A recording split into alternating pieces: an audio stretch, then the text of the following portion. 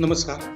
आज आपण SPSS मध्ये एक्सेलमध्ये तयार केलेली फाईल कशी इम्पोर्ट करायची ती पाहणार आहोत. ह्या प्रोसेसला importing data from Excel file असं आपण म्हणू शकतो. त्यासाठी प्रथमतः एक्सेलची फाईल कशी असली पाहिजे हे आपल्याला माहिती असणं गरजेचं आहे. हे साधारण समोर दिसलेली विंडो जी दिसते ती एक्सेलचा तुमचा एक सॅम्पल डेटा मी म्हणून इथं घेतलेला आहे. त्यामध्ये पहिली रो जी आहे त्याच्यामध्ये तुमच्या व्हेरिएबलची नावं, चल जी आहेत त्यांची नावं लिहिणं अपेक्षित आहे. सब्जेक्ट कोड हा माझा कोणताही चल नाहीये, पण प्रत्येक विद्यार्थ्यांचा म्हणजे एक नंबरचा विद्यार्थी त्याचा डेटा जो आहे तो ओळखता यावा म्हणून मी सब्जेक्ट कोड हा एक त्याला कोडिंग केलंय, जेणेकरून भविष्यात जर मला गरज पडली तर कोणता डेटा जर चुकीचा आहे किंवा बरोबर आहे हे चेक करायचं असेल तर मला सब्जेक्ट कोडच्या वरून समजणं सोपं जाईल. दुसऱ्या कॉलममध्ये मी एक ग्रुप हा चल घेतलेला आहे, व्हेरिएबल.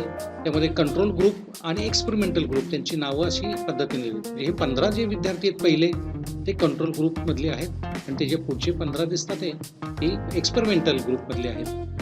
त्याच्यानंतर त्याची घेतलेली एक सॅम्पल टेस्ट आहे, ही प्री टेस्ट, शटल रन आणि post test shuttle run. Shuttle run ही एक जी शारीरिक शिक्षणामधली टेस्ट आहे त्याचा हा एक डेटा आहे. अशा पद्धतीने प्री टेस्टचा डेटा घेतला आहे आणि पोस्ट टेस्टचा डेटा आहे. थोडक्यात प्रत्येक रोवर एकाच विद्यार्थ्याचा किंवा एकाच सब्जेक्टचा डेटा असणार आहे. किती तो असला तरी चालू शकतो. आता ही एक टेस्ट झाली. ह्याच्याऐवजी मी समजा 40 टेस्ट घेतल्या वेगवेगळ्या आणि मग त्यांचं प्रत्येकाचं नाव इथं वरती येईल पहिल्या रोवर आणि त्याचा डेटा येईल. म्हणजे एका विद्यार्थ्यात असं 40 टेस्ट असत्या तरी मला काही प्रॉब्लेम नाही, पण डेटा लिहिण्याची पद्धत मात्र ही एकच पद्धतीने राहणार आहे. पहिली रो ही व्हेरिएबलची नावं, दुसऱ्या रो पासून तुमचा डेटा प्रत्यक्ष सुरू होतो आणि प्रत्येक रोवर नवीन विद्यार्थ्यांचा नवीन सब्जेक्टचा डेटा असणार आहे हे तुम्हाला पाहणं गरजेचं आहे. आता आपण ही डेटाची फाईल तयार आहे आपली आणि आपण हा डेटा SPSS मध्ये कसा इम्पोर्ट करणार आहोत ते पाहणार आहोत. चला तर आपण आता SPSS मध्ये हा डेटा इम्पोर्ट कसा करायचा ते करू. पहिल्यांदा SPSS ची फाईल ओपन केल्यानंतर ब्लँक SPSS शीट तुम्हाला इथं दिसतंय. पहिल्यांदा आपल्याला फाईल ह्या मेनूवर जायचंय.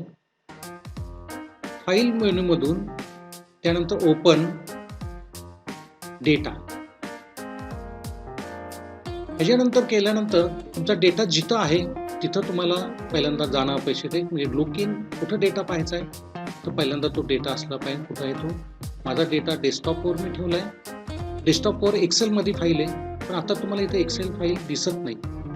कारण एकच त्याच्यामध्ये, कारण इथं निवडलेलं टाईप जे आहे ते .sav या पद्धतीचा डेटा असेल तरच इथं दिसेल.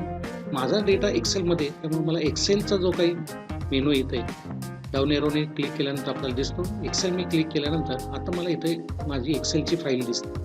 ही फाईल सिलेक्ट करायची. सिलेक्ट झालेली फाईल त्याचं नाव इथे येतं. त्यानंतर तुम्हाला ओपन करायचं आहे. ओपन केलं की पूर्ण डेटा जसा तसा जो एक्सेलमध्ये आपण आधी पाहिला तो तसाचा तसा इथं घेतला जाणार आहे. माझा डेटा हा एक्सेलच्या पहिल्या वर्कशीटवर होता, त्यामुळे ह्या पहिल्या वर्कशीटवर. तुमचं जर चौथ्या वर्कशीटवर असेल तर इथं तुम्हाला चौथं वर्कशीट सिलेक्ट करावं लागेल. आता एकच वर्कशीट तिथं असल्यामुळं इथं एकच दिसतंय. पण समजा चौथ्या वर्कशीटवर असेल तर क्लिक केल्यानंतर तुम्हाला चौथं वर्कशीटही इथं तुम्हाला दिसतं. मग तो तुम्हाला पाहिजे तो त्या वर्कशीटवरचा डेटा तुम्हाला करता. त्यानंतर ओके म्हणणार आहे. ओके क्लिक केल्यानंतर आता आपल्याला ही एक विंडो, आउटपुट विंडो दिसते. त्यामध्ये काय केलं हे एवढंच दाखवतं. आता आपल्याला तुर्तास ह्याची गरज नाही आहे. आता हा डेटा आपला तिकडचा जसाच तसा होता तो सगळा घेतला जाईल. आता तुम्हाला इथं लक्षात येईल, इथं नावं जी दिसतात वरची ही तुम्ही जी पहिल्या रो मध्ये दिसली होती ती आता कॉलमचं हेडिंग म्हणून इथं तुम्हाला ही नावं दिसतात. आपली एक्सेलमध्ये पुन्हा मी एकदा बघूया आपण. ही एक्सेलमध्ये आपली पहिल्या रो मध्ये ही नावं होती, ती आता SPSS मध्ये आपल्याला पहिल्या कॉलमची हेडिंग म्हणून ती नावं ते तुम्हाला दिसते. दुसरा एक फरक तुम्हाला अजून जाणवेल तिथं, सब्जेक्ट कोड हा एक शब्द हा सलग लिहिला गेलाय.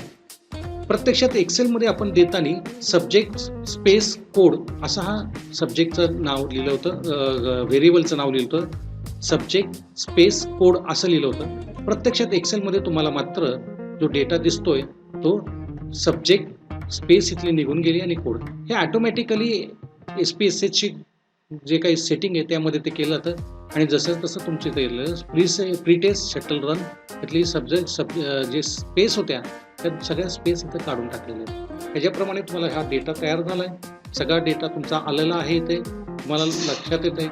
आलेला हा डेटा आता तुम्हाला सेव्ह करायचा आहे. सेव्ह करताना इथं वरच्या बाजूला सेव्ह धिस डॉक्युमेंट असं एक आयकॉन आहे.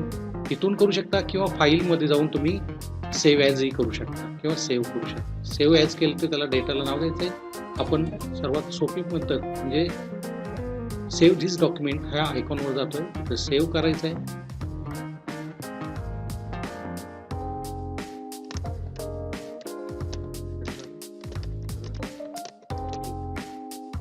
हा मी फाईलला नाव दिलं आणि ही फाईल मी आता कुठे सेव्ह करायची हे तुम्ही इथं आयकॉनवर इथं क्लिक करून ठरवू शकता. वेगवेगळ्या ड्राईव्हवर तुम्हाला सेव्ह करायची तिथं करू शकता. तुर्तास मी डेस्कटॉपवरच सेव्ह करतोय. त्याचं एक्सटेन्शन .sav येणार आहे, एवढंच फक्त लक्षात ठेवा. कारण डेटा सेव्ह करताना ह्या दोन गोष्टी लक्षात ठेवणं गरजेचं आहे. कुठं सेव्ह केली आणि कोणत्या नावाने सेव्ह केली, नाही तर नंतर लक्षात राहणं ते अवघड जातं आणि तुम्हाला पाहिजे त्या गोष्टी पाहिजे ती फाईल पुन्हा परत रिट्राईव्ह करायची शोधायची असेल तर अवघड जातं. त्यामुळे हे दोन गोष्टी माहिती असावं हे नेहमी लक्षात ठेवायचं की कुठं सेव्ह केली. आता आपण सेव्ह करणार आहोत. सेव्ह केल्यानंतर ही SPSSची डेटा फाईल आता क्रिएट झाली आहे. मी इथनं क्लोज करतोय. क्लोजिंग डेटा हा विंडो ओपन होईल. येस आउटपुटमध्ये मी आता कुठलंच ॲनालिसिस केलं नव्हतं त्यामुळे इथं काहीच जास्त माझा डेटा नाही आहे. कुठलेच ॲनालिसिस नसल्यामुळे मी आत्ता नो म्हणतोय. ही एक्सेलची फाईल मी आता क्लोज करतोय. आता तुम्हाला लक्षात येईल की इथं डेटा शटल रन डेटा ही SPSSची डेटा फाईल तयार झाली.